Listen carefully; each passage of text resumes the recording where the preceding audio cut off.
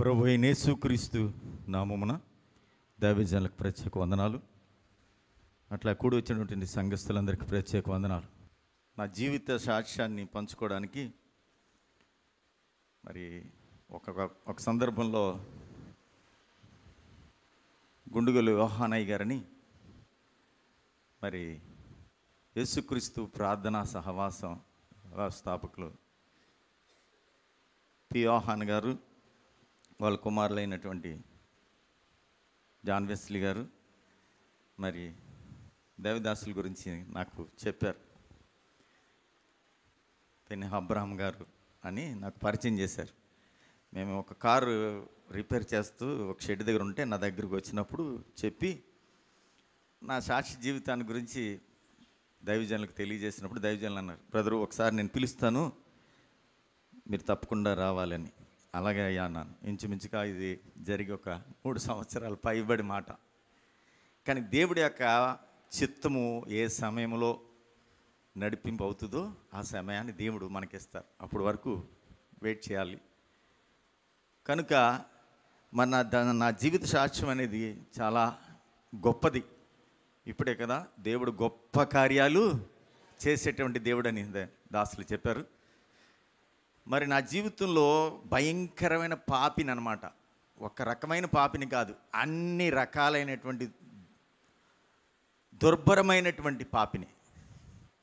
పాప అంటే ఒక చిన్న పాపము, పెద్ద పాపం, లేకపోతే వేరే పాపము, ఈ విషయంలో పాపం కాదు. నేను అన్నిటిలోనూ పాపినే. అలాంటి పాపినైన నన్ను దేవుడు ఆయన సజీవమైనటువంటి బాహువు చాపి భయంకరమైనటువంటి అగాధ కోపంలో ఉన్న నన్నును లేవనెత్తి ఈ స్థితిలో ఉంచాడు. దేవుని నామమునకు మహిమ కలుగును గాక. హల్లెలూయా. చిన్న ప్రార్థన చేసి సాక్ష్యాన్ని 30-35 నిమిషాల్లో కంప్లీట్ చేసి సమయాన్ని దేవుని దైవదాసులకు అప్పచెప్తూ, ప్రేమస్వరూపి నిత్యాశ్రయదుర్గమనమైన దేవా, మీ పాదములకు వందనాలు, స్తోత్రాలు, స్తుతులు చెల్లించుకుంటున్నాను తండ్రి. ఈ శుభదినము, ఈ పునరుద్ధాన దినము, ఈ యొక్క 11వ మాసములో ఈ యొక్క 17వ తారీఖు నాయన, మీ దాసుల యొక్క మందిరంలో నాయన నా జీవితంలో చేసినటువంటి ఉపకారములు, కనికరములను బట్టి మీకు వందనాలు, స్తోత్రాలు చెల్లించుకుంటూ, నా జీవితంలో మీరు ఏ యొక్క కార్యాలు చేశారో, ఏ స్థితి నుంచి ఏ స్థితికి నన్ను తీసుకువచ్చారో అవన్నీను సిగ్గుపడకుండా ప్రభా మీ సన్నిధిలో ఉన్నది ఉన్నట్టుగా నానా వీరందరికీ వివరించడానికి సహాయం చేయండి. మరి ముఖ్యంగా ప్రభా నా సాక్ష్యము యవ్వన ప్రాయంలో ఉన్నటువంటి బిడ్డలు బహు జాగ్రత్తగా విని, తల్లిదండ్రులకు విధేయత కలిగినటువంటి కుమారులైతే ఏ విధంగా ఉంటారు, తల్లిదండ్రుల యొక్క మాటను విస్మరిస్తే ఏ విధంగా భ్రష్టులైపోతారు అనేటువంటిది నా సాక్షి జీవితంలో ప్రాముఖ్యమైంది. కనుక మరి యవ్వన ప్రాయంలో ఉన్నటువంటి బిడ్డలందరూ నా సాక్ష్యాన్ని విని వారి పరివర్తన చెందులాగా సహాయం దయచేయమని, మట్టికటం నన్ను నిలబెట్టుకుని మీ మాటలు అందించడానికి సహాయం దయచేయమని యేసుక్రీస్తు వారి ప్రశస్త నామమున ప్రార్థన చేస్తున్నాం తండ్రి, ఆమేన్. నేను 1979-80 ఆ సంవత్సరంలో 10th క్లాస్ చదువుతున్నా. 10th క్లాస్ వరకు మంచి స్టూడెంట్ని. 10th క్లాస్లో ప్రవేశించిన దగ్గర నుంచి నేను అన్ని రకాలుగా ఆ వయసులోనే నేను అన్ని రకాలుగా పాప జీవితాన్ని జీవించినటువంటి దౌర్భాగ్యం. ఎలా అంటే మాది తణుకు.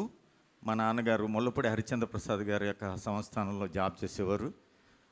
అలాగే మా అమ్మగారు ఎలిమెంటరీ స్కూల్లో టీచర్ చేసేవారు. ఈ విధంగా ఉంటున్నటువంటి సమయంలో నేను అందరిలో మాకున్నటువంటి అన్నదమ్ములు నాతో కలిపి 4, ఆఖరి వాడిని కనుక నన్ను అందరూ గారాభంగా చూశారు. ఆ గారాభము, ఆ ప్రేమే నన్ను భయంకరమైన పాప జీవితంలో నెట్టివేసింది. ఎలా అంటే నేను ఏది అడిగితే అది ఇచ్చేవారు. డబ్బులు బాగా చేతుల నిండా ఆడేయి. ఆడుతున్నప్పుడు నాకు ఉన్నది వ్యసనం ఏంటంటే ఈ సినిమాలు చూసేటువంటి భయంకరమైనటువంటి పరిస్థితి ఉండేది. ఒక్కొక్క సినిమా అంటే ఉదాహరణగా కొద్దిగా చెప్పుకుని వెళ్ళిపోతాం. ఒక్క సినిమా అంటే ప్రేమాభిషేకం అనే సినిమాని 87 సార్లు ఫస్ట్ షోకి వెళ్ళిపోయేవాడిని. ఆ ఫస్ట్ షో టైం ఏంటంటే ట్యూషన్ టైం కదా. అది 87 సార్లు ఎలాగెళ్ళానంటే అక్కడ ఉన్నటువంటి థియేటర్లన్నీ ముల్లపూడి హరిచంద్ర ప్రసాద్ గారివే. అంటే తణుకు ప్రాంతంలో ఒక 4 థియేటర్లు ఉండేవి. ఆ 4 థియేటర్లు వారివే. మా నాన్నగారు అందులో వాళ్ళ సంస్థానంలో ప్రథముడిగా ఉండేవారు కనుక నాకు టికెట్తో పని లేదు. వెళ్ళిపోయి ఆ పైన సపరేట్గా వాళ్ళకి గురించి ఉండేటువంటి క్యాబిన్లో కూర్చుని నేను సినిమా చూసేవాడిని. ఈ విధంగా ఉంటుండగా నా స్నేహితులు ఏదైనా రిలీజ్ సినిమా వస్తే, నాకు టికెట్లు కావాలని వస్తే, నా దగ్గరికి వస్తే డైరెక్ట్గా నేను వెళ్ళి మేనేజర్ దగ్గరికి వెళ్ళి నాకు ఒక 10 టికెట్లు ఇవ్వండి తీసుకొచ్చేసేవాడిని. ఈ విధంగా నాకు ఈ స్నేహితులు ఎక్కువైపోయిన తర్వాత ఆ స్నేహితులు ఏ సమయంలో రమ్మంటే ఆ సమయంలో వెళ్ళిపోవడం, అలాగా ఈ సినిమా పిచ్ అనేది అలవాటైపోయి ఇంకా చదువుకుంటున్నాను, ట్యూషన్కి వెళ్తున్నాను అని చెప్పి వెళ్ళటమే కానీ ఇంటికి సరిగా వచ్చేవాడిని కాదు. ఈ విధంగా ఉంటూ ఉండగా నా జీవితం భ్రష్టత్వంలోకి వెళ్ళిపోయింది. ఎలా వెళ్ళిపోయిందంటే మా అమ్మ మా నాన్న కూడా నా పరిస్థితులు గమనించి ఎన్నో చెప్పేవారు, ఎందరితోటో చెప్పించేవారు. అయినా నేను వినేవాడిని కాదు, సరిగ్గా ఉండేవాడిని కాదు. ఆ సినిమా చూసి వచ్చి ఇంటి దగ్గరికి వచ్చి అలా పడుకొని మళ్ళీ ఉదయమే స్కూల్కి వెళ్ళిపోతున్నాను అనేవాడిని. స్కూల్లో కూడా ఇష్టానుసారంగా ప్రవర్తించేవాడిని. ఆ స్కూల్లో మా అమ్మగారు టీచర్గా ఉండేవారు కనుక నన్ను ఎవరు ఏమనేవారు కాదు. ఆ విధంగా ఉంటూ భ్రష్టత్వమైన జీవితం. ఆ 10th నేను ఫెయిల్ అయిపోయాను. నాతో చదివినటువంటి వాళ్ళందరూ స్టెప్ బై స్టెప్ వాళ్ళు పాలిటెక్నికల్కి వెళ్ళిపోయి వాళ్ళు మంచి ఉన్నతమైన స్థితిలోకి వెళ్ళిపోయారు. నేనైతే భ్రష్టత్వంలోకి వెళ్ళిపోయి చదువు లేదు, ఏమీ లేదు. నన్ను ఏం చేశారంటే మా అమ్మగారు, మా నాన్నగారు, మా అన్నదమ్ములు అందరూ కూడా డబ్బులు అందకుండా నన్ను టైట్ చేశారు. టైట్ చేసేటప్పటికి ఈ డబ్బులకి అలవాటు పడిపోయేవాడిని కదా. ఎలాగా ఈ దినం లేచిన దగ్గర నుంచి ఎక్కడ డబ్బులు ఉంటాయి ఏంటి, మా అమ్మగారు ఎక్కడన్నా సీక్రెట్గా డబ్బులు పెడితే ఆ డబ్బులు తీసుకెళ్ళిపోవడం, లేకపోతే ఈ డబ్బులు లేకపోతే ఏదో ఒక వస్తువు తీసుకెళ్ళిపోయి అది విలువ ఎంతనే కానీ నాకు ఒక 10 రూపాయలు ఇస్తే చాలంటే ఇది ఇచ్చేసి అలాగే తిరుగుతూ ఉన్న సమయంలో నన్ను ఇంకా లోకంలో పడిపోయి నేను ఉన్నప్పుడు మా ఫ్రెండు పాలిటెక్నిక్ కాలేజీలో చదువుతున్నాడు. వాడి దగ్గరికి వెళ్ళి వాడి దగ్గర క్యాలిక్యులేటర్ ఉంటే క్యాలిక్యులేటర్ ఒకసారి అని తీసుకొచ్చి అది ఒక వ్యక్తికి అమ్మేస్తే తనకు కూడా తక్కువ డబ్బు ఇచ్చారు. అది ఎంత విలువైందన్నా నేను అడిగేటప్పుడు మరి చులకనగా ఉంటుంది కదా. ఇది ఇంత కాదు, ఒక 100 రూపాయలు ఇస్తానంటే ఇచ్చేసేవాడిని. అలా ఇచ్చేస్తే ఒకరోజు నా ఫ్రెండ్ విజయ్ కుమార్ అని అతను, రే నా క్యాల్కులేటర్ ఇవి నాకు ఇబ్బంది అవుతుందంటే నేను లేదురా అది అమ్మేశానన్న.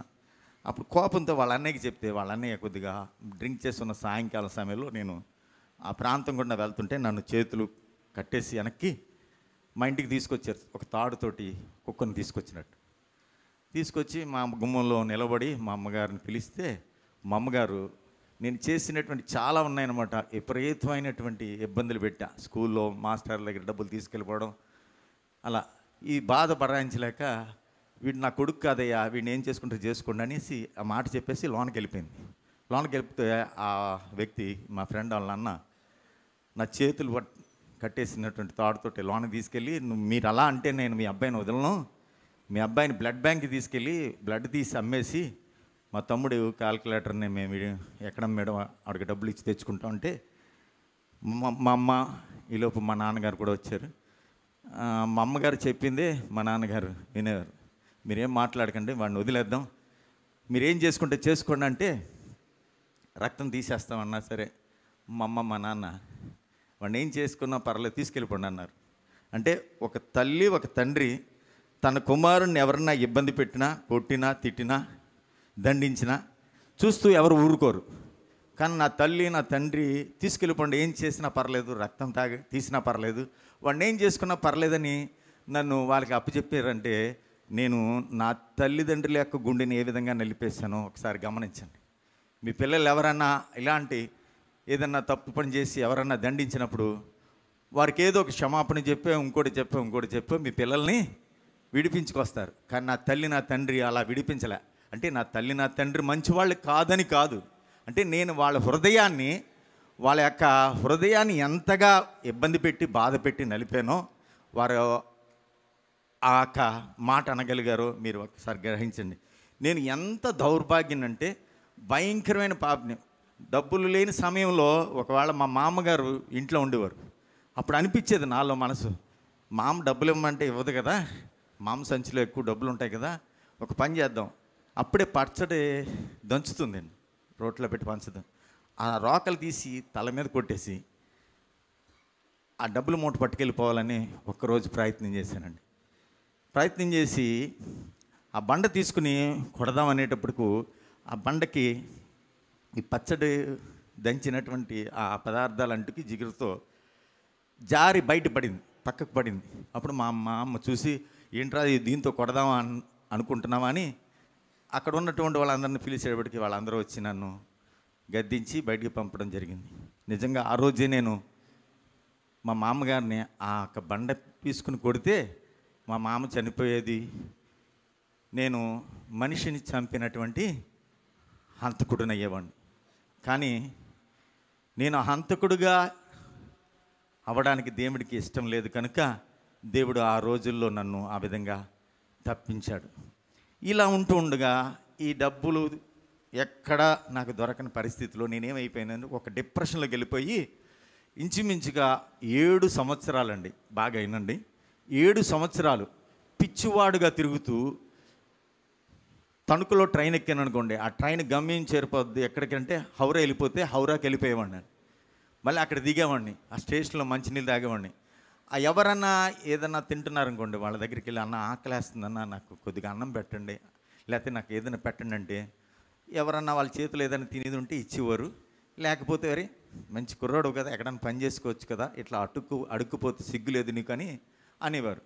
ఈ విధంగానే నేను 7 సంవత్సరాలండి, 7 సంవత్సరాలు పిచ్చివాడుగా బట్టలు మాసిపోయి ఈ తలభాగము మీకు చెప్పాలంటే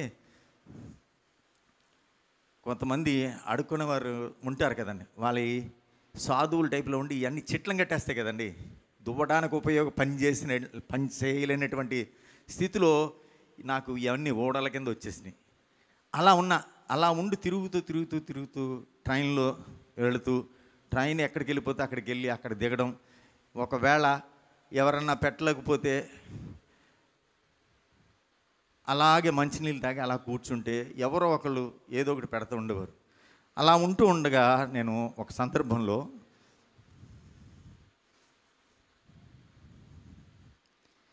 విజయవాడ ప్రాంతానికి చేరుకున్న ట్రైన్లో చేరుకుని విజయవాడ రైల్వే స్టేషన్లో దిగి నా శరీరం కానీ నా బట్టలు కానీ దుర్వాసనతో ఉంటే కృష్ణానదిలోకి వెళ్ళి స్నానం చేయడానికి ఈ బట్టలన్నీ గుంజుకోవడానికి వెళితే అక్కడ బట్టలు ఉతికి స్నానం చేసి చిన్న చిన్న సబ్బు ముక్కలు చిన్నవి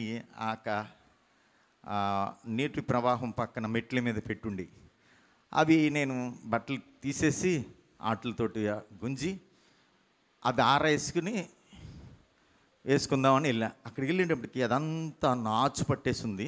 గౌక్కుని నేను లేచి ఈ బట్టలు ఉతికి ఆరేసి నేను అక్కడ స్నానం చేస్తుండగా పడిపోయాను. ఆ జారిపోయి పడిపోతే నాకు ఒక రాయి, ఆ రాయికి ఇక్కడ తగిలితే ఇక్కడ పగిలిపోయిందండి. పగిలిపోతే అప్పుడు అక్కడ ఉన్నటువంటి వాళ్ళందరూ నన్ను ఆ ఉండవల్లి ప్రాంతానికి తీసుకెళ్ళి అక్కడ ఒక ఆర్ఎంపీ డాక్టర్ ఉంటే ఆయనతో కుట్లేయించి పంపించారు. పంపిస్తే నేను అలాగే ఆ బట్టలు వేసుకుని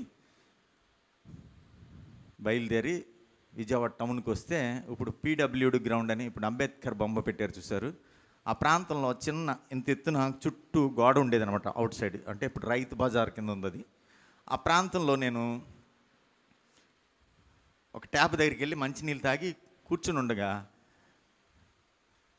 ఆకలి ఉంది, బాగా ఆకలి, విపరీతమైన ఆకలితో ఉన్నా. అలాగే పైకి ఒక బిల్డింగ్ పైన చక్కగా భోజనాలు జరుగుతున్నాయి అన్నమాట అండి. అక్కడ ఉన్నటువంటి ఆ ఇస్తరులన్నీ తీసుకుని ఒక వ్యక్తి ఒక బుట్టలో పెట్టుకుని వస్తుంది. అప్పుడు నా బాధ ఎలా ఉందంటే, అదిగో ఆవిడ తీసుకొస్తుంది కదా ఆ ఎంగిలి ఇస్తరులు, అవన్నీ తీసుకొచ్చి ఎక్కడొక్క వేస్తుంది కదా, వేసిన తర్వాత ఆ ఎంగిలి ఇస్తరులన్నీ తీసుకుని అందులో ఉన్నటువంటి భోజనాన్ని పోగు చేసుకుని తింటే ఆకలి తీరిపోద్ది కదా అని నా మనసులో ఒక ఆలోచన వస్తుంది. సరే ఆవిడ వస్తుంది కదా అని చూస్తుంటే ఆవిడ వచ్చేటువంటి ప్రాంతం నేను ఉన్నటువంటి ఆ పీడబ్ల్యూ గ్రౌండ్ పక్కనే ఒక రౌండ్ టైప్ డస్ట్బిన్లు ఉన్నాయన్నమాట. అంటే సిమెంట్తో తయారు చేసినటువంటి డస్ట్బిన్లు ఎంత ఉండి పూర్వ దినాల్లో అందులో వేయడానికి వచ్చేటప్పటికి అందులో వేసేటప్పటికి అక్కడ ఆవిడ వేసి ఇలా వెళ్ళగానే నేను వెళ్దామని ఆశపడుతున్నప్పుడు నాకంటే ముందుగా కొన్ని కుక్కలు వచ్చేసి వాటన్నిటినీ చెల్లాచెదురు చేసి వెళ్ళిపోయినాయి.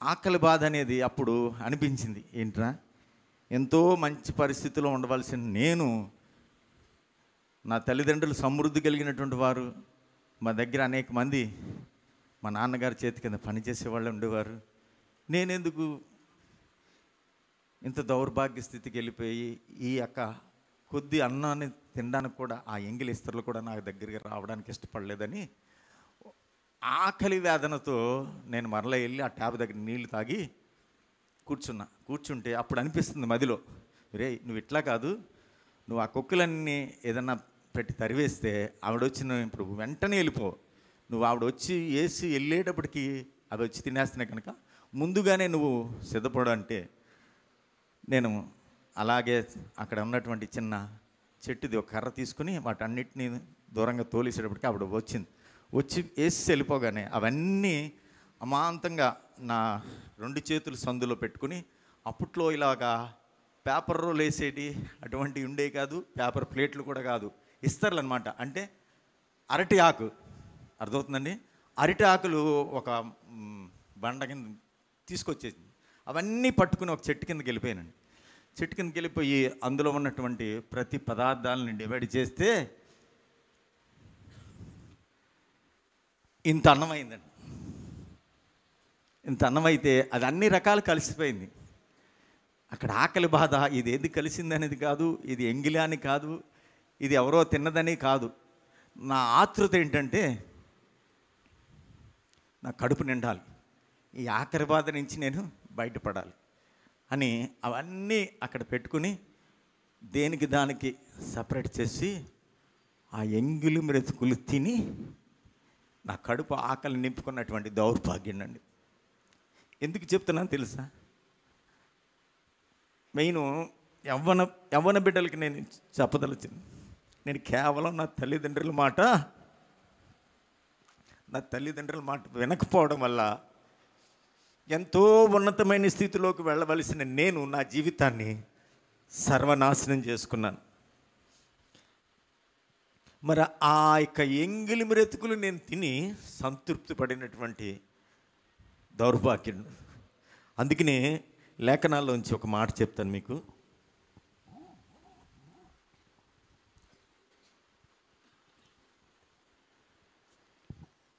పేతురు రాసిన 1 పేతురు 2:9 ఒకసారి ఎవరన్నా చదవగలిగి ఉన్నారు? చదువు. అయితే మీరు చీకటిలో నుండి ఆశ్చర్యకరమైన తమ వెలుగులోనికి మిమ్మును పిలిచిన వాని గుణాతిశయములను ప్రచురము చేయి నిమిత్తము ఏర్పరచబడిన వంశమును, రాజులైన యాజక సమూహమును, పరిశుద్ధ జనమును, దేవుని సొత్తైన ప్రజలై ఉన్నారు. పాప జీవితంలో ఉన్నటువంటి నన్ను పవిత్రుడిగా తీర్చిదిద్దడానికి దేవుడు ఆ కాలంలో నా తల్లి, నా తండ్రి, నా అన్న, నా వదిన దేవుణ్ణి అంగీకరించి దేవునిలోనికి అప్పుడే వెళుతున్నారన్నమాట. మేము హైందవ కుటుంబంలో ఉన్నటువంటి వారు అన్నమాట. అప్పుడే వెళుతున్నప్పుడు వారు నా గురించి మరి ఇంచుమించుకు వారికి నాకు సత్సంబంధాలు 6 నుంచి 7 సంవత్సరాలు లేవు. నేను ఎక్కడున్నానో, ఏం చేస్తున్నానో, ఎలా ఉన్నానో కూడా వాళ్ళు నా గురించి తెలియదు, నాకు వాళ్ళ గురించి తెలియదు. అలాంటి ఎడబాటులు ఉన్నప్పుడు మా అబ్బాయి గురించి ప్రార్థన చేయండి, మా అబ్బాయి ఎక్కడికో వెళ్ళిపోయాడు, వాడు పరిస్థితి ఎలా ఉన్నాడో చనిపోయాడో కూడా తెలియదు అని నా తల్లి వారి సంఘానికి, నా అన్నాళ్ళు భీమడోల్లో ఉన్నటువంటి జి సామ్యాల్ గారు, గూడపాటి సామ్యాల్ గారు సంఘానికి వెళ్ళేవారు. వారు ఆ దైవజనుల దగ్గర, ఆ సంఘస్థుల దగ్గర ప్రతిరోజు నా గురించి ప్రార్థన చేయించేవారు. దేవుడు ఆ రకంగా నన్ను నా కొరకు అనేక మంది ప్రార్థన చేసిన ప్రార్థన ఫలితాన్ని బట్టి నన్ను నడిపించారు. ఎలాంటి పరిస్థితిలో ఉన్నాను? ఇదిగో ఈ వాక్యంలో ఉంది కదా, చీకటిలో నుండి ఆశ్చర్యకరమైన వెలుగులోనికి నడిపించడానికి దేవుడు నన్ను ఏర్పాటు చేసుకున్నారు. మరి నా జీవితము చీకటి బ్రతుకు అనమాట, భయంకరమైన చీకటి బ్రతుకు. నా శరీరం పుళ్ళుతో ఉండేది, సరిగా స్నానం చేసేవాడిని కాదు. అంటే అది ఒక రకమైనటువంటి డిప్రెషన్లోకి వెళ్ళిపోయి పిచ్చివాడుగా ఉండేవాడిని అనమాట. మీరు చూడండి, రోడ్డు పక్కన ఒక వ్యక్తులు ఒక కర్రకి చిత్తు కాగితాలు లేకపోతే సంచులు అవి కట్టుకుని నడుచుకుంటూ వెళ్ళిపోతారు, గమనిస్తారు కదా రోడ్డు వాళ్ళ. అలా నా జీవితంలో అనేక పర్యాయాలు నడుచుకుంటూ వెళ్ళిపోయేవాడిని. ఎక్కడికి వెళ్ళిపోయినా నడుచుకుంటూ వెళ్ళిపోయేవాడిని. నేనేం చేస్తున్నాను, నేను పలానా వాళ్ళు అబ్బాయిని కదా, పలానా స్థితిలో ఉండేవాడిని కదా, ఇలాంటిది ఏముండేది కాదు. బట్టలు చిరిగిపోయి, బట్టలు దుర్వాసనతో, తల దూవుకోవడానికి కూడా పనికిరానిటువంటి ఆ జుట్టుతోటి తిరుగుతున్నప్పుడు నేను ఎవరు చూసినా అసహించుకునేవారని. నా వస్త్రధారణ కానీ, నా అలంకారం కానీ ఏది మనిషికి ఉన్నటువంటి పరిస్థితులు ఉండేవి కాదు. అలాంటి పరిస్థితుల్లో నన్ను దేవుడు లేవనెత్తి వాళ్ళందరి ప్రార్థన బట్టి నాకు ఒకసారి భీమడోలు ప్రాంతంలో వచ్చినాక, భీమడోల్లో నేను ట్రైన్ దిగి, మా పాస్టర్ గారు వాళ్ళు భీమడోలు రైల్వే స్టేషన్ దగ్గరలో ఉండేవారు అన్నమాట. వారి దగ్గరికి వెళ్ళా. ఎవరంటే మా అన్నగారి యొక్క పాస్టర్ గారు. అక్కడికి వెళ్ళి, అమ్మా నాకు ఆకలేస్తుందంటే, ఆ దినాల్లో ఇది నేను చెప్పేది 81 ప్రాంతంలో అనమాట. ఆ దినాల్లో సాయంకాలం 6 అయ్యేటప్పటికే వారు ఉన్నది తినేసి ఏదైనా మిగిలింది ఉంటే ఆ సెట్లో పెట్టి ఉంచేవారు. ఆ సత్తు గిన్నెలో ఉన్నటువంటి అన్నం నన్ను పిలిచి ఆవిడ కొద్దిగా పచ్చడేసి నాకు తినిపించి, అయ్యా మీ అన్నాళ్ళు గొప్పోలురా, మీ అమ్మాళ్ళు గొప్పోలురా, నువ్వెందుకురా ఇంత భయంకరమైన పరిస్థితులు ఉన్నావు, నువ్వు ఇంటికి వెళ్ళిపోరా అంటే, ఆ తినే వరకు ఇంటికి వెళ్తాననేవాడిని. తినేసిన తర్వాత మళ్ళీ రైల్వే స్టేషన్లోకి వచ్చి కూర్చునేవాడిని. ఆ రోజు ఎందుకో నేను రైల్వే స్టేషన్లో 12 గంటల సమయంలో, అర్ధరాత్రి 12 గంటల సమయంలో నేను కూర్చున్నప్పుడు, రైల్వే ప్లాట్ఫామ్ మీద ఉన్నటువంటి ఆ చెక్క బల్ల మీద కూర్చుంటే నా లోన దురాత్మ ఒకటి చెప్తుంది, ఒరే నువ్వు బ్రతుకున్నా చనిపోయినటువంటి వాడివే, ఎందుకంటే నీ వారున్నా నిన్ను చేరదీసేటువంటి వారు లేరు, నీ బంధువులున్నా నిన్ను ఇంటికి రానిచ్చేవారు, ఎందుకురా నువ్వు బ్రతుకున్నా ఒకటే చనిపోయినా ఒకటే, నువ్వు వెళ్ళిపోయేగో ట్రైన్ వస్తుంది కదా, ట్రైన్ కింద పని చనిపో అంటే, నేను ఆ ప్లాట్ఫామ్ నుంచి చివరికి వెళ్ళిపోయి ఆ ట్రాక్ మీద ఇలా మెడపెట్టి పడుకున్నానండి. ఇది యథార్థం అనమాట. పడుకుంటే ఆ ట్రైన్ వస్తున్నప్పుడు ఈ ట్రాక్ వైబ్రేషన్ వస్తుంది. అమ్మో ట్రైన్ వచ్చేస్తుంది కదా, నేను లేచి పక్కకి వెళ్ళిపోవాలనేటువంటి మనసు లేదు, నాకు భయం లేదు ఆ రోజు. అలాగ పడుకుని ఉంటే ట్రైన్ వస్తూ వస్తూ వస్తూ దగ్గరికి వచ్చేసిందండి. దగ్గరికి వచ్చేటప్పటికి మరి ఎవదో ఒక బలమైనటువంటి హస్తం నా ఈ షోల్డర్ పట్టుకుని ఆ ట్రాక్ మించి ఇలా గెంటిందండి. హల్లెలూయా. గెంటితే నేను ఆ ట్రాక్ నుంచి అలా అంత దూరం పడిపోయినాక ట్రైన్ టకటకటక వెళ్ళిపోయింది. నిర్మానుషంగా ఉంది. ఆ నిర్మానుషంలో నా ఈ యొక్క హృదయం అంతా విశాలం, అంటే నెమ్మది కలిగినటువంటి, భారంగా ఉన్నటువంటి ఈ బరువు అంతా దిగిపోయి నాకు అనిపిస్తుంది ఎవరు లేరు, నేను చనిపోతాక నిశ్చయించుకున్నాను, ట్రైన్ వచ్చింది, మరి ఎవరు నన్ను ఇంత బలమైనటువంటి హస్తము నన్ను ఇది పట్టుకుని పక్కనెట్టింది, ఎవరున్నారు ఇక్కడ అని ఎటు చూసి తెర చూసినా ఎవ్వరు లేరు. ఎవరు లేకపోతే నేను వెళ్ళి మళ్ళీ నడుచుకుని ప్లాట్ఫామ్ మీదకి వెళ్ళినప్పటికి ఇంచుమించుగా తెల్లారేటప్పటికి ఒక పాసింజర్ వస్తుంటే ఆ పాసింజర్తో ఏలూరు రైల్వే స్టేషన్లో దిగి, అప్పుడు మనకి ఇది ఏలూరు రైల్వే స్టేషన్కి దగ్గర నుంచి ఈ టోల్ గేట్ ఉంది కదండి, తూర్పులాకు, దానికి ఇటు రోడ్డు ఉండేది కదండి, రైల్వే స్టేషన్ మీద కానీ రోడ్డు ఉండేది. ఈ రోడ్లో అన్నీ టెంబర్ డిపోలు ఉండేవి. అక్కడ ఈ ప్రైవేట్ బస్సులు కడుగుతున్నటువంటి ఒక వ్యక్తి దగ్గరికి వచ్చా.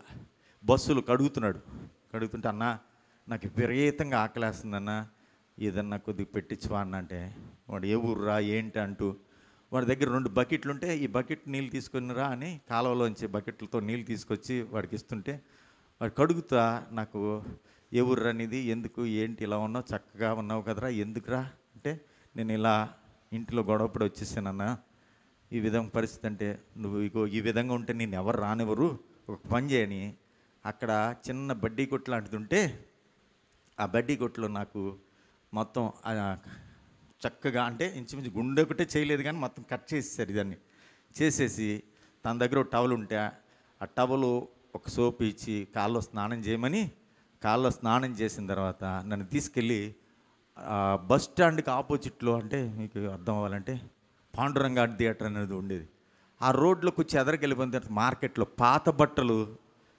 పోగులు పెట్టి అమ్మేవారండి. చీరలు కానీ, ప్యాంట్లు కానీ, షర్ట్లు కానీ. నన్ను నుంచోమని నా షోల్డర్ వైపు ఒక షర్ట్ తీసి చూసి ఇది సరిపోద్ది, ఇది సరిపోద్దని 2 జతల బట్టలు తనే కొని ఒక జత అక్కడ వేయించి ఒక జత తీసుకుని వచ్చాడు.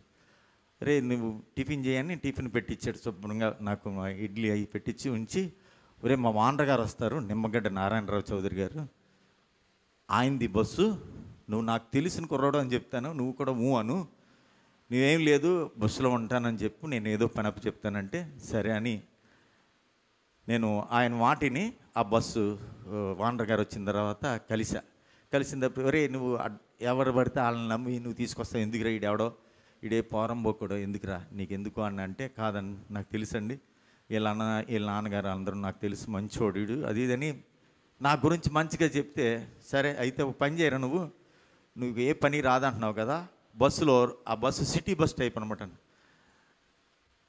దాసరి గంగరాజు గారని కొంతమంది పెద్దవాళ్ళకి తెలుస్తుంది.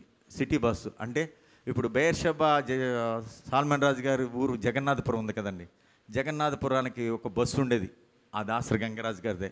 అలాగనే ఆగడాలంక కూడా ఆర్టీసీ ఉండేది కాదండి, సత్రంపాడు రాజా గారి బస్సు ఒకటి ఉండేది. ఇలాంటి ప్రైవేట్ బస్సులు అనమాట అవి. ఆ ప్రైవేట్ బస్సుకి ఎదరా డోర్ ఉంటుంది, వెనక డోర్ ఉంటుంది. ఈ ఎదరకి ఒక తాడు కట్టి డ్రైవర్ దగ్గర ఒక బెల్ ఉంటుంది అనమాట. ఆ బస్సులో వెనకాల సీట్లో కూర్చొని ఆ తాడు లాగితే, ఒకటి లాగితే ఆగడం, రెండు కొడితే వెళ్ళిపోవడం అనమాట.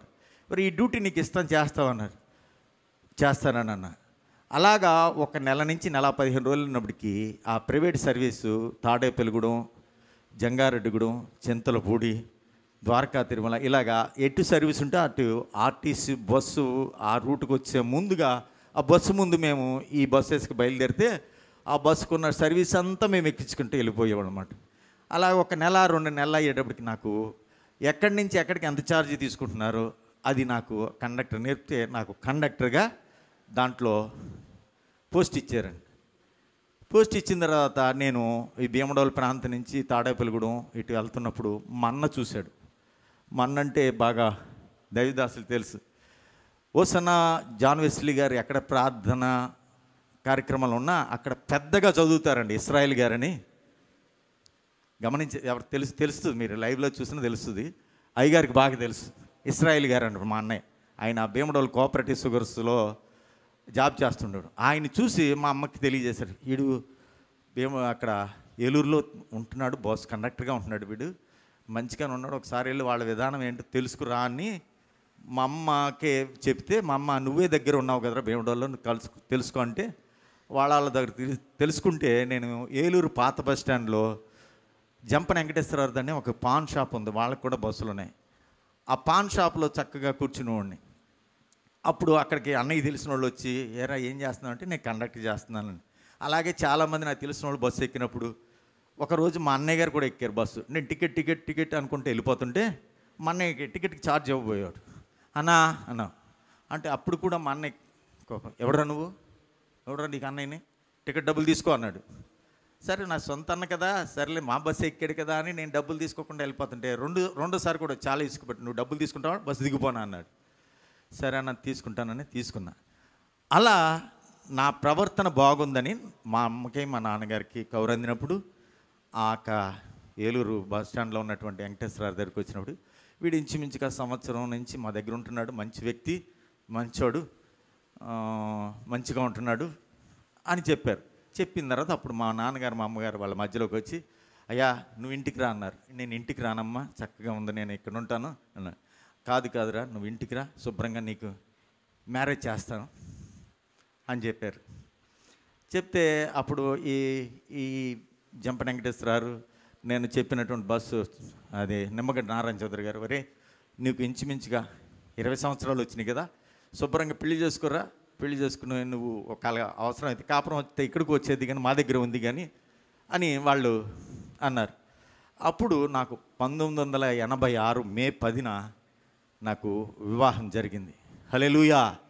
ఇదంతా ఎలా అంటే మా తల్లిదండ్రుల యొక్క సంఘ ప్రార్థన, సంఘ సహవాసంతో కూడినటువంటి ప్రార్థన, మా అన్న వాళ్ళ సంఘస్థుల ప్రార్థన ద్వారా నన్ను దేవుడు ఆ రాత్రికాల సమయం, మధ్యరాత్రి కాల సమయంలో ఆ ట్రాక్ మించి నన్ను బలమైన హస్తము అక్కడి నుంచి నన్ను చనిపోయేటువంటి పరిస్థితి నుంచి నన్ను తప్పించిందననే ఆ రోజు నుంచి నాలో పరివర్తన కలిగింది. హల్లెలూయా.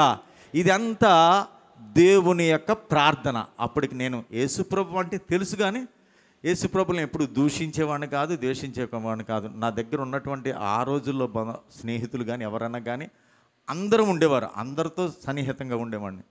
కానీ అలాంటి నేను ఎరుగనటువంటి దేవుడు నా కొరకు నా తల్లిదండ్రుల యొక్క ప్రార్థన ఫలితంగా, సంఘాల యొక్క ప్రార్థన ఫలితంగా నన్ను మార్చాడు. అందుకనే కీర్తనలలో ఒక మాట ఉంటుంది. కీర్తనలలో 113:8 మీరు చదవద్దు, నేను చెప్పేస్తాను. ఆయన నేల నుండి దరిద్రులను లేవనెత్తువాడు, పెంట కుప్పల మీద నుండి బేదలను పైకెత్తువాడు. అవును, నేను నాకు టైంలో పెంట మీద ఉన్నటువంటి ఆహారాన్ని తిన్నటువంటి దౌర్భాగ్యం. మరి దేవుడు మానవుణ్ణి భూమి మీద సృష్టించింది ఆయన ఏ రకంగా సృష్టించాడండి? ఆయన పోలికలో సృష్టించాడు. ఆయన పోలికలో సృష్టించిన వాడు దౌర్భాగ్య స్థితిలోనూ దుర్భర స్థితిలో ఉండాలని దేవుడు తలంచినటువంటి దేవుడు మన దేవుడు కాడు. హల్లెలూయా. మరి భయంకరమైన పరిస్థితి. నేను 6 సంవత్సరాలు 7 సంవత్సరాలు పిచ్చివాడిగా తిరిగిన నేను మరలా నన్ను కొలుములు వేయబడినటువంటి బంగారము ముందు దాని యొక్క రూపము సరైనది కాకపోయినా అది కొలుములు వేసి పుటం వేయబడినప్పుడు అది ఏమవుతుందండి? శుద్ధ సువర్ణముగా తయారవుతుంది. ఆయన యొక్క ప్రేమ అపారమైంది కనుక ఆయన ప్రేమ కలిగినటువంటి హస్తంతో ఆ భయంకరమైనటువంటి అంధకారములో కూరుకుపోయి మరణానికి చేరువైనటువంటి పరిస్థితిలో ఉన్న నన్ను దేవుడు ఆయన కుడి హస్తము చాపి నన్ను పైకి లేవనెత్తాడండి. ఆయనే నన్ను కానకోకపోతే ఈ లోకంలో కన్న తల్లిదండ్రులే అన్నదమ్ములే నన్ను ద్వేషించి వెలివేస్తే నా దేవుడు నా చెయ్యి పట్టి పైకి లేపాడండి. హల్లెలూయా. నేను నా జీవిత సాక్ష్యాన్ని మర్చిపోతే ఎలా? అందుకే నాకు ప్రార్థనలో ఒకసారి నేను అడిగా, అయ్యా నన్ను ఈ విధంగా రక్షించావు కదా, నేను ఏ విధంగా బ్రతకాలి, నీకు ఏ విధంగా ఉపయోగపడాలంటే ఒకరోజు నాకు దర్శనంలో కనపడి, అయ్యా నేను నిన్ను బ్రతికించింది ఎందుకో తెలుసా? నా సాక్షిగా నువ్వు జీవించాలిరా. నువ్వు బ్రతుకు దినాలన్నీ నా సాక్షిగా జీవించాలి. ఏ విషయంలో నువ్వు సిగ్గుపడకు. ఎంగిలి మెతుకు తిన్నాననేటువంటి విషయాన్ని ఎక్కడా చెప్పకుండా ఉండొద్దు. ప్రతి చోట చెప్పు. నువ్వు చెప్పి యవ్వనలుగా ఉన్నటువంటి బిడ్డలు తల్లిదండ్రుల మాట వినలేనటువంటి పరిస్థితుల్లో ఉన్న బిడ్డలకు నువ్వు ఒక మాదిరి చూపించాలి. ఎందుకంటే తల్లిదండ్రుల మాట వెనకే కదా వాళ్ళ యొక్క మంచి గారాభాన్ని నేను సద్వినియోగం చేసుకొనకుండా దుర్వినియోగం చేసుకుని ఆ ప్రేమనంతటినీ నేను పోగొట్టుకుని దౌర్భాగ్యుడై 7 సంవత్సరాలు పిచ్చివాడుగా తిరిగినటువంటి నన్ను అందరూ వెలివేసిన, అందరూ మర్చిపోయినా నా దేవుడు నన్ను చేయి విడవలేదు. హల్లెలూయా. కనుక పెంట కుప్పల మీద ఉన్న దీనులను పైకెత్తేటువంటి వాడుగా దేవుడు ఉన్నాడు. అందుకే నేను 136 కీర్తనలో కూడా ఉంటుంది 23లో, మనము దీన దశలో ఉండగా ఆయన మనలను జ్ఞాపకం చేసుకుండు. నేను ఏ స్థితిలో ఉన్నానప్పుడు దీనుడను, ఎవ్వరు లేనటువంటి వారిని, అందరం ఉన్నా లేనటువంటి వాడిని, అలాంటి స్థితిలో ఉన్న నన్ను దేవుడు మలిచాడు. ఏ విధంగా మలిచాడంటే పనికిరాని పాత్రగా ఉన్న నన్ను పనికొచ్చేటువంటి పాత్రగా తీర్చిదిద్దాడు. మన ఇంట్లో ఏదైనా వస్తువు ఉంటే ఆ వస్తువు ఉపయోగపడే అంతకాలం ఉపయోగించుకుని దాని తర్వాత ఏం చేస్తామండి? దాన్ని పెంట మీద పరవేస్తాం. అలా పెంట మీద పాడవేసినటువంటి వస్తువు కూడా అనేకులకు ఉపయోగపడుతుంది. యేసన్న గారు చెప్పేవారు కదా, ఆయన లేమల్లి ప్రాంతంలో ఉన్నప్పుడు ఆయన ఉంటున్నటువంటి ఆ చిన్న కుటీరంలో లైట్ లేకపోతే ఆయన ఆ ప్రాంతంలో ఒక పెంట మీద గాజు బుడ్డి లాంటిది ఉండి, అది పూర్వ దినాల్లో దానికి చిమిలి ఉండి దానికి ఒత్తి ఉండి లైట్ వెలిగించేటువంటిది అనమాట. ఆ పాతది ఎవరో పడేసింది చూసి ఆయనకి ఎదురుపడినప్పుడు దాన్ని శుభ్రం చేసి దాని నిండా కిరసనాలు వేసి ఒత్తేసి దానికి ఇలాయి బుడ్డి పైన ఒక గాజు బుడ్డి ఉంటుంది, అది వేసుకుని దాన్ని ఉపయోగించుకున్నారంట ఆయన. అలాగే పనికిరాని పాత్ర అది, కానీ యేసన్న గారికి అది పనికొచ్చేలాగా దేవుడు దగ్గర చేశారు. అలాగే పనికిరాని నన్ను పనికొచ్చేటువంటి పాత్రగా తీర్చిదిద్దాడు. నాకు 1996 మే 10న మామూలు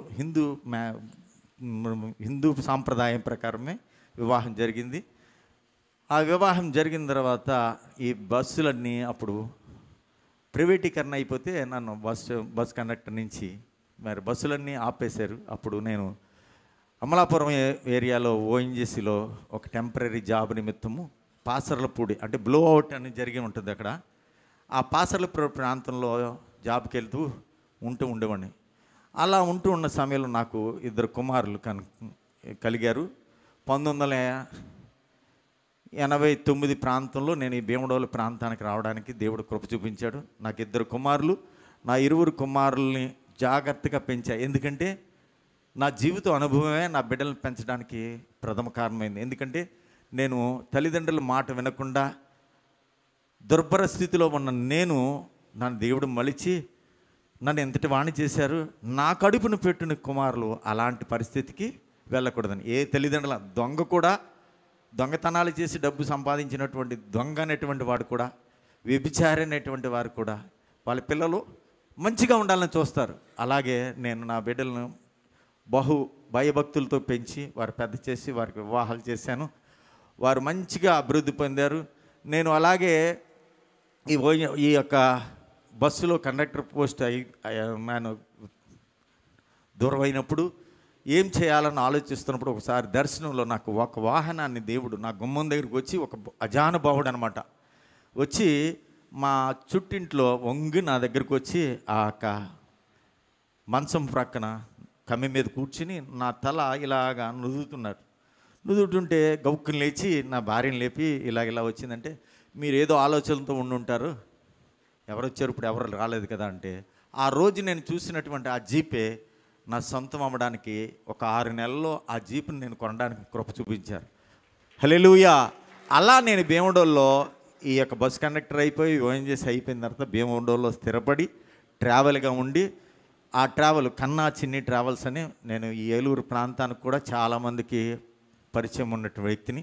ఆ ట్రావెల్ ద్వారా నేను ఇంచుమించుగా ఒక 10 వెహికల్స్ ఇవాళ ట్రావెల్గా నా దగ్గర తిరుగుతున్నాయి. అది దేవుని కృప. అలాగే నేను వండార్లంక ప్రాంతంలో ఉంటుండగా నాకు ఓఎన్జీసీలో వర్కింగ్ డేస్ 210 రోజులే. ఈ 210 రోజుల తర్వాత ఖాళీ. ఆ ప్రాంతంలో నా దగ్గర వర్క్ చేసినటువంటి వర్కర్స్ పద్మశాలీలు పిల్లలు ఉండేవారు. వాళ్ళ అన్న, మేమైతే పొలం పనులకి వెళ్తాం, నువ్వు ఏ పనులకి వెళ్ళవు కదా, నువ్వు ఒక పని చేయి, మాదంతా మా మావయ్యలు మా నాన్నగారు చేనేత వర్కర్సు చేనేత బట్టలు నేస్తారు, ఇవన్నీ బట్టలు తీసుకుని కొన్ని వెళ్ళి వదినతో అమ్మించానా, అమ్మితే మీ ఇంటి దగ్గర నీకు ఈ అన్సీజన్లో పోషణ జరిగిపోద్దంటే అవి తీసుకుని వచ్చి ఇంటి దగ్గర బట్టల వ్యాపారం పెట్టాం. ఆ బట్టల వ్యాపారం ఇవాళ భీమడోల్ జంక్షన్లో జానకీ సిల్స్ అని పెద్దది మన చర్చి ఇంచుమించుగా ఈ చర్చి అంత పెద్ద షాప్ ఉంటుంది మాది. దేవుడు అలా అంచెంచెలుగా లోకములో కూడా ఆశీర్వదించాడు, ఆత్మీయతలో బహుగా ఆశీర్వదించాడు. మేము దశంభాగం విషయంలో కూడా ఏ విషయంలో కూడా దేవుడికి కొరచ చేయి కాకుండా ధారాళంగా నేను ఇచ్చినప్పుడు నన్ను దేవుడు ధారాళంగా ఆశీర్వదించాడు. హల్లెలూయా. నాకు ఆ రోజుల్లో హిందూ మ్యారేజ్ జరిగింది, నా పిల్లలకు క్రైస్తవ మ్యారేజ్ జరగాలి అని దేవుణ్ణి కోరుకున్నప్పుడు నా బిడ్డలు 2 క్రైస్తవ వివాహం చేయడానికి కృప చూపించారు. నాకు 2 కుమారులు, వారి 2 కుమారులకి వివాహం జరిగింది. నా పెద్ద కుమారుడికి ఒక పాప, 2 బాబులు. నా చిన్న కుమారుడికి 2 పాపలు, 5 ముగ్గురు మనవరాళ్ళు, 2 మనవళ్ళు. దేవుడు నన్ను అన్ని విషయాల్లో ఆశీర్వదించాడు. సంఘంలో కూడా ప్రత్యేకించబడినటువంటి వారుగా, పవిత్రంగా, పరిశుద్ధంగా మా కుటుంబం అంతా జీవించడానికి కృప దయచేశాడు. మరి ఇక్కడ ఉన్నటువంటి ఆ కుమారుడు సాక్ష్యం కూడా ఉంది. 2017 సంవత్సరము అక్టోబరు 19వ తారీఖున వాడి కుమారుడు జన్మించాడు భీమడోలు ఆరోగ్య మాత హాస్పిటల్లో. వాడి పుట్టిన 5 నిమిషాలకి వాడిలో పరిస్థితి చాలా డేంజర్గా ఉంటే డాక్టర్ అమ్మంది, ఈ కుమారుడు మరి బ్రతకడం కష్టం, ఒక పని చేయండి రవీంద్ర గారి దగ్గరికి తీసుకెళ్ళండి అంటే, ఆ రాత్రి రవీంద్ర గారి దగ్గర తీసుకొస్తే ఆయన 2 రోజులు 3 రోజులు ఉంచి బాగానే ఉంది తీసుకెళ్ళమంటే, ఒకరోజు సండే ప్రేయర్ చూసుకుని కొవ్వల్లో విలియం పాస్టర్ గారి చర్చిలో ప్రార్థన చూసుకుని అక్కడ సాక్ష్యం చెప్పి ఏలూరు వచ్చి డిశ్చార్జ్ చేసి తీసుకెళ్ళానండి. తీసుకెళ్ళి బెడ్ మీద పడుకోబెట్టి, వాడికి చిన్నపిల్లడు కనుక ఈ గ్లౌజెస్ ఈ సాక్స్ అన్నీ వేయమన్నారు. అవి వేసి ఇలాగ ఉయ్యాల్లో పెట్టి ఊపుతున్నానండి. ఒక్కసారిగా అని ఒక సౌండ్ వచ్చిందండి, అంటే ఎక్కుళ్ళులాగా వచ్చిందనమాట. అలా వచ్చి అలా ఉండిపోయాడండి, కళ్ళు అలా ఉండిపోతే డాక్టర్ వచ్చి చెయ్యి పెట్టి ఇలాగ అంటే చెయ్యి కింద పడిపోయింది. బ్రదరు మీరు అర్జెంటుకి వెళ్ళి రవీంద్ర గారి దగ్గరికి తీసుకెళ్ళండి, ఇంచుమించు సాయంకాలం 6:30 ప్రాంతంలో వెళ్ళేటప్పటికి రవీంద్ర గారు చూసి అన్ని టెస్ట్ చేసి, నాన్న బిడ్డ యొక్క పరిస్థితి కండిషన్ భయంకరంగా ఉంది, ఒక పని చేయండి ఎందుకన్నా మంచిది, ఒక అంబులెన్స్ అరేంజ్ చేస్తాను, రెయిన్బో హాస్పిటల్ తీసుకెళ్ళండి అన్నారు. ఆ రెయిన్బో హాస్పిటల్కి ఆ సమయంలో వాడిని తీసుకెళ్తే, ఆ రెయిన్బో హాస్పిటల్లో ముందుగానే మాకు తెలిసిన వాళ్ళతో ఫోన్ చేస్తే వాళ్ళు రెడీగా అంబులెన్స్ వెళ్ళగానే స్ట్రెచ్చర్ మీద తీసుకెళ్ళి, ప్రాణం లేనటువంటి పిల్లవాడిని మీరు తీసుకొచ్చారు ఏంటండి అన్నారు. నేను నా భార్య వెళ్ళాం ఆ బండిలో. వెళ్తే వాడి ప్రాణం లేదు పిల్లడు అంటారు ఏంటండి అంటే, లేదని అబ్బాయి ఇంకా ప్రాణం లేదన్నారు. అసలు కాళ్ళు పట్టుకుని ఎంతో ఏడ్చి ప్రాధేయపడి మెయిన్ డాక్టర్ గారు వచ్చి చూస్తారు ఉండండి అని చెప్తే, చూసిన తర్వాత అప్పుడు మేము ఇలాగే వేదనతో అంబులెన్స్లోనూ ప్రార్థన చేసుకుంటూ వెళ్ళాం. అక్కడికి వెళ్ళే కూడా వీళ్ళు అనేటప్పటికి నా గుండె జారిపోయి వేదనతో, అయ్యా మీరు ఇచ్చినటువంటి కుమారుడు నాన్న, నా జీవితంలో ఏది నేను అడిగినా చేసేవయ్యా, ఈ కుమారుడికి ఆయుష్ని ఇవ్వా, తిరిగి నాయన ఆయుష్ని అనుగ్రహించవా అని ప్రార్థన చేసుకుంటే, అప్పుడు ఆ డాక్టర్ వచ్చి వెంటిలేటర్ అయి పెట్టి చూసేటప్పటికి, ఈ బాబు బ్రతకడం అనేది కష్టమే కానీ నా ప్రయత్నం చేస్తాను, ఎక్కడో కొన ఊపిరి ఉంది అన్నప్పటికీ ఒక 10 నుంచి 20 నిమిషాల్లో కొద్ది పల్సు చక్కగా మూమెంట్ ఇచ్చిందండి. హల్లెలూయా. అప్పుడు ఆ కుమారుడు బ్రతికాడు. ఇవన్నిటిలో నాది ఒక ఎత్తు అయితే, నాకు దేవుడు అనుగ్రహించినటువంటి భార్య మరొక ఎత్తు. నన్ను క్రోధం నుంచి, కోపం నుంచి, అసూయ నుంచి, ద్వేషం నుంచి, అన్నిటి నుంచి దేవుని వాక్యంతో నన్ను సరిచేసి నన్ను మార్చినటువంటి భార్య. గుణవతి అయిన భార్య దొరుకుట అరుదు, అది ముత్యము కంటే అమూల్యమైనది. ఒక పురుషుని యొక్క ఎదుగుదలకి స్త్రీ కారణమవుతుంది. కనుకనే కుటుంబ వ్యవస్థలో ప్రాముఖ్యమైన అంశం ఎవరండి? స్త్రీ అన్నమాట. స్త్రీ తన ధర్మాన్ని, తన యొక్క పనిని సంపూర్తిగా నిర్వర్తించినప్పుడు ఆ కుటుంబం అంతా ఆశీర్వదింపబడుతుంది.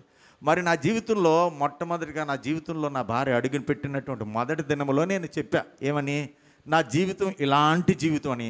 ఆ రాత్రి అంతా నా జీవితాన్ని గురించే చెప్పా. ఇలాగా అడుక్కున్నటువంటి పరిస్థితి, ఎంగిలి మెతుకులు తిని బ్రతికిన పరిస్థితి, నా జీవితం నీకు చెప్పకుండా ఉంటే ఎప్పుడైనా నీకు తెలిస్తే నన్ను మనిషిగా నువ్వు చూడవు కనుక ఈ రాత్రి నీతో మాట్లాడేది ఇదే అని నా భార్యకి ఉన్నది ఉన్నట్టుగా నా జీవితంలో ఎన్ని పాపాలు చేశానో, ఎన్ని దుర్మార్గాలు చేశానో, ఎంతమందిని హింసించానో, ఎంతమందిని కొట్టానో, ఎంతమంది రక్తాన్ని కళ్ళ చూశానో, అవన్నీ ఆ రాత్రి అంతా కూర్చోబెట్టి నేను ఆమెకి వివరించినప్పుడు ఆవిడ మనస్ఫూర్తిగా నన్ను అంగీకరించి, ఆవిడ నన్ను అన్ని విషయాల్లో, ప్రతి విషయంలో, నాకు తొందరపాటు ఎక్కువ, కోపం ఎక్కువ, అలాంటి నన్ను ఆ కోపాన్ని నుంచి, ఆ తొందరపాటు స్వభావం నుంచి నా భార్య ప్రార్థన చేసే నన్ను ఈ రీతిగా తీర్చిదిద్దింది.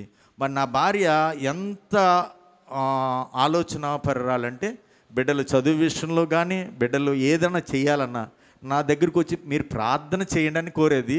నేను ప్రార్థన చేస్తే ఆ పనులన్నీ నిర్వర్తించబడి, హల్లెలూయా. చిన్న పూరి గుడిసెలో ఉన్నటువంటి మేము దేవుణ్ణి ఇల్లు అడిగినప్పుడు ఇల్లు ఇచ్చాడు. అలాగే వాహనాల విషయంలో వాహనాలను ఆశీర్వదించండి అనేప్పుడు వాహనాలు ఆశీర్వదించాడు. నేను అనేకమైనటువంటి వాహనాలు కొని అమ్మడంలో, నన్ను అనేక వాహనాలలో ప్రయాణం చేసినప్పుడు భయంకరమైనటువంటి ప్రమాదాల నుంచి, భయంకరమైన పరిస్థితుల నుంచి నన్ను తప్పించాడు. ఒకసారి అయితే నా దగ్గర స్కార్పియో ఒకటి ఉండేది. ఆ స్కార్పియో వేసుకొని విజయవాడ వెళ్తుంటే ఒక భయంకరమైన యాక్సిడెంట్ చేశాను. ఎలాంటి యాక్సిడెంట్ అయితే, ఆ లారీ యొక్క డీజిల్ ట్యాంక్ని నేను సెంటర్ చేసి కొట్టేసేటప్పటికి ఆ డీజిల్ ట్యాంక్ అప్పుడే లోడ్ చేసుకు బంకు నుంచి వస్తున్నాడు. ఆ డీజిల్ అంతా వచ్చి ఆ స్కార్పియో మీద పడిపోయినప్పుడు అందరూ అనుకున్నారు ఫైర్ అయిపోతే ఇది చనిపోతాడు అనుకున్నారు. కానీ అలాంటి పరిస్థితుల్లో కూడా నన్ను ప్రాణాపాయం నుంచి బంధకాల నుంచి దేవుడు నన్ను తప్పించాడు. ఇవన్నీ ఎందుకు చెప్తున్నానంటే ప్రార్థనే సమస్త కార్యాల్లోనూ మనకు తోడై ఉండేది. హల్లెలూయా. ప్రార్థన ఉన్నటువంటి జీవితము పరిశుద్ధంగా ఉంటుంది. కానీ ఎందుకు పనికిరానిటువంటి పరిస్థితుల్లో ఉన్న నన్ను పనికొచ్చే పాత్రగా తీర్చిదిద్ది ఈ లోకంలో నువ్వు నా కొరకు సాక్షిగా జీవించు. నువ్వు ఎక్కడికి వెళ్ళినా నీ జీవితంలో ఎన్ని మేళ్ళు చేశాను ఆ మేళ్ళన్నీ వివరించి చెప్పు. మరి ముఖ్యంగా నేను ఈ యవ్వనులైనటువంటి ఈ బిడ్డలందరికీ చెప్పేది ఏంటంటే తల్లిదండ్రుల మాట వినాలి. తల్లిదండ్రుల మాట వినలేని కారణంగానే నా జీవితాన్ని భ్రష్ట జీవితంలోనికి నెట్టివేసుకున్నా. దానికి నా అంతటా నేనే నా జీవితాన్ని సర్వనాశనం చేసుకున్నా. కనుక మీరు మీ తల్లిదండ్రికి విధేయత కలిగినటువంటి బిడ్డలుగా ఉండాలి. ఇవాళ ఈ యొక్క టెక్నికల్గా ఈ యొక్క సెల్స్ అవి వచ్చి ఇంకా భ్రష్ట పరిస్థితులు. మా పూర్వ దినాల్లో అయితే ఇవి ఉండే కదా, ఆ సినిమాల వరకే, అప్పుడు టీవీలు కూడా లేవు. ఇప్పుడు అన్ని రకాలుగా చేతిలోకి వచ్చేసింది. కనుక వీటి మీద కాదు మీ దృష్టి, మీ తల్లిదండ్రుల మాట వినండి. మీరు మంచి ప్రయోజకులు అవుతారు, మంచి ఉన్నత స్థితిలోకి దేవుడు తీర్చిదిద్దుతాడు. కనుక మీరు నా సాక్ష్యాన్ని ఎలా మీరు గుర్తుపెట్టుకోవాలంటే, అదిగో ఆ అంకులు వచ్చి చెప్పారే, ఆ ఎంగిలి మిరతికలు తిన్నటువంటి పరిస్థితుల్లో ఉన్నటువంటి అంకుల మాకు వచ్చి ఇక్కడ నిలబడి సాక్ష్యం చెప్తున్నాడు, ఇది దేవుడు చేసినదేనా అని ఒక ఆశ్చర్యంగా క్వశ్చన్ మార్క్ పెట్టుకుని మీ జీవితాల్లో ఒకవేళ తల్లి ఏమన్నా మందలించినా, తండ్రి మందలించినా దాన్ని మీ మీద కోపంతో మందలించారు అనుకోకూడదు. మీ భవిష్యత్తు బాగుండాలని. మీ భవిష్యత్తు బాగుంటే నా బిడ్డలు ప్రయోజకులు అయితే ఎంత ఆనందం అనుకుంటాను. అందుకే యేసుప్రభు కూడా పాప జీవితాన్ని విడిచిపెట్టి పరిశుద్ధులుగా మీరు జీవించండి ఆయన చెప్తున్నాడు. మరి మనం పరిశుద్ధులుగా జీవించకుండా ఉంటే మన తల్లిదండ్రులు మన గురించి ఎంత వేదన పడతారో, మన కన్న తండ్రి, మన సృష్టించిన సృష్టికర్త ఇంకెంత బాధపడతాడు ఒకసారి ఆలోచన చేయండి. మరి ఆ రోజుల్లోనే దేవుడు నన్ను చూడలేకపోతే నేను మట్టికి మడినైపోయేవాడిని. ఇలా మీ అందరి మధ్యలో సాక్షిగా నేను నిలబడడానికి ఈ భూమి మీద ఉండకపోయేవాడిని. కానీ దేవుడు ఎంతటి పాపనైనా క్షమించే దేవుడు. అందుకే దేవుడు వాక్యంలో ఉండదు, పాపులను రక్షించడానికే యేసుక్రీస్తు వారు ఈ భూమి మీదకి వచ్చారు, పాపుల కొరకే. అందుకనే అనారోగ్యంగా ఉన్నవారికి ఎవరు కావాలండి? డాక్టర్ కావాలి. పాపికి ఎవరు కావాలండి? పరిశుద్ధుడు కావాలి. ఆ పరిశుద్ధ దేవుడే మనం ఆరాధించే దేవుడు. హల్లెలూయా. మరి అలాంటి గొప్ప కార్యాలు చేసే దేవుడు. ఇందాక దాసులు చెప్పారు కదా దైవజనులు, గొప్ప కార్యాలు చేసే దేవుడు మన దేవుడు అని. మరి ఎంతటి గొప్ప కార్యాలు నా జీవితం పట్ల చేసిన కార్యము ఇంత అంత కాదండి. ఒక పిచ్చివాడిని, ఒక భ్రష్టుడిని, ఓ దౌర్భాగ్యని నన్ను లోకము వెలివేసిన, కన్నవారు వెలివేసిన నా దేవుడు నన్ను వెలివేయలేదు. ఆయన ప్రేమ కలిగినటువంటి బాహువు చాపి ఆయన చంకనెత్తుకున్నాడు. హల్లెలూయా, హల్లెలూయా. ఇలాంటి దేవుణ్ణి ఎక్కడన్నా నా దేవుడు నాకు చేసినటువంటి కార్యాలను వివరించకుండా ఎలా ఉండగలనండి? ఎలా ఉండలేను కదా. కనుక దేవుడు చేసిన ఉపకారములు దేనిని మరవకూడదు, మరిచిపోకూడదు. కనుక మనుషులు మనం ఏదైనా సహాయం చేస్తే కొన్ని దినాలు మనం జ్ఞాపకం ఉంటాం, కానీ తర్వాత మర్చిపోతారు. దేవుడు అలా మరిచేటువంటి దేవుడు కాదు. కనుక నా జీవితంలో నేను ఆయనకి సాక్షి సాధనంగా ఉండాలి. నా బిడ్డలు ఎరువురు ఆత్మీయంగా ఉంటారు. నా చిన్న కుమారుడు ఈ మధ్య కాలంలోనే సేవ చేస్తున్నాడు. ఉండి ప్రాంతంలో వాండ్రం అనేటువంటి ప్రాంతం దగ్గర ఒక చేపల మేత తయారు చేసే ఫ్యాక్టరీ ఉంది. అక్కడ ఇంచుమించుగా ఒక 50 కుటుంబాలు ఉన్నాయి గారు. ఆ 50 కుటుంబాలు మన ఏరియా ప్రాంతం వారు కాదు. సాలూరు, విజయనగరం, గజపతి నగరం ప్రాంతాల నుంచి వచ్చినటువంటి వారికి అక్కడ మరి దేవుడు దర్శనంలో ఆ ఫ్యాక్టరీని చూపించినప్పుడు అక్కడికి మేము వెళ్ళినప్పుడు ఇంచుమించుగా ఆ ఫ్యాక్టరీ ఓనరు ఒక రెడ్డి గారు, అయ్యా మరి ఈ ప్రాంతంలో నాకు దేవుడు దర్శనం చూపించి ఈ ప్రజలందరికీ సువార్తను ప్రకటించడానికి నన్ను వెళ్ళమని ప్రేరేపించారు. ఇదిగో నా తల్లిదండ్రులు తీసుకుని నేను వచ్చానంటే ఆయన అన్నుడే, రెడ్డి గారు అన్నుడే. ఒక పని చేయి బాబు, నువ్వు ఈ మిల్లులోనే నేను ఒక ప్లేస్ ఇస్తాను, ఆ ప్లేస్లో మీరు వీళ్ళందరికీ సువార్త చెప్పు నువ్వు అంటే ఇంచుమించుగా సంవత్సర కాలం నుంచి అక్కడ సువార్త పరిచయం చేస్తున్నాడు. మరి భ్రష్టత్వంలో ఉన్న నన్ను, పాపినైన నన్ను, నా కడుపు నుంచి ఆయన సువార్త పరిచయం చేసేటువంటి ఒక కుమారుడు నాకు దేవుడు అనుగ్రహించాడు. హల్లెలూయా, హల్లెలూయా. అందుకనే దేవుడు ఒక మాట చెప్తాడు, పాపిని క్షమించి పవిత్రునిగా తీర్చిదిద్దే శక్తి మనం సేవిస్తున్నటువంటి యేసయ్య దగ్గరే ఉంది. కనుక దేవుడు ఎన్నడూ మనల్ని ఎడబాసేవాడు కాదు. మనమే ఎడవైపోతామేమో కానీ దేవుడు మనల్ని ఎప్పుడూ ఎడబాయడు. నిన్ను విడువను ఎడబాయనటువంటి చెప్పిన దేవుడు నా జీవితాల్లో అనేకమైనటువంటి కార్యాలు చేశాడు. ఆదివారం అనేది నేను ఎక్కడికి వెళ్ళండి, ఇవాళ కూడా మీ మాట నేను తీయలేక మా ప్రార్థన మా దైవజనులతో చెప్పి, అయ్యా ఇవాళ తప్పనిసరి పరిస్థితి అని నేను రావడం జరిగింది. ఇది ఎందుకు వచ్చానంటే, ఇది ఇంచుమించుగా 3 సంవత్సరాల క్రితం మేము మాట్లాడుకున్న మాట. ఇది ఈ దినము మీ మధ్యలోకి నన్ను దేవుడు నడిపించాడు. అప్పుడు నేను ప్రార్థన చేసుకుంటే, నువ్వు వెళ్ళేది ఎక్కడికి వెళ్తున్నావు? సాక్ష్యాన్ని చెప్పడానికి, నా సువార్తను నువ్వు ప్రకటించడానికే వెళ్తున్నావు కనుక నువ్వు వెళ్ళన్నప్పుడు అప్పుడు మా దైవజనులతో చెప్పా, అయ్యా ఇవాళ సండే నేను ఏలూరు వెళ్తున్నానండి, ఇలాగా మరి నేను వెళ్ళొస్తానంటే, మేము తప్పకుండా వెళ్ళరండి అన్నారు. వచ్చాను. కనుక నాకు ఈ కరోనా సమయం దగ్గర నుంచి వ్యాపారంలో చాలా ఇబ్బందులు కలిగినాయి. కోట్ల మీద వ్యాపారం జరిగేటువంటిది లక్షల్లోకి వచ్చేసింది. అయినా లోకంలో ఉన్నటువంటి ఐశ్వర్యం వైపు చూడటం కాదు, దేవుని వైపే మేము ఆధారపడి ఉన్నాం. దేవుని మీదే ఆధారపడి ఉన్నాం కనుక దేవుడే చూసుకుంటాడు. ఎంత భారమైన పరిస్థితులు ఉన్నా దేవుడే చూసుకుంటాడు అనేటువంటి పరిస్థితుల్లో నేను వ్యాపారాన్ని ముందుకు కొనసాగం చేస్తున్నాను. మరి నా కొరకు, నా కుటుంబం కొరకు ఆత్మీయంగా మేము ఇంకనూ బలపడి సేవా పరిచర్యలో నా కుమారుడికి అన్ని రకాలుగా దేవుని యొక్క సహాయ సహకారాలు మెండుగానే ఉండాలని, అలాగనే ఇంకనూ నాకు ఇచ్చినటువంటి చిన్న బిడ్డలు మనవల్ని ఆత్మీయంగా వారిని కూడా పెంచాలని.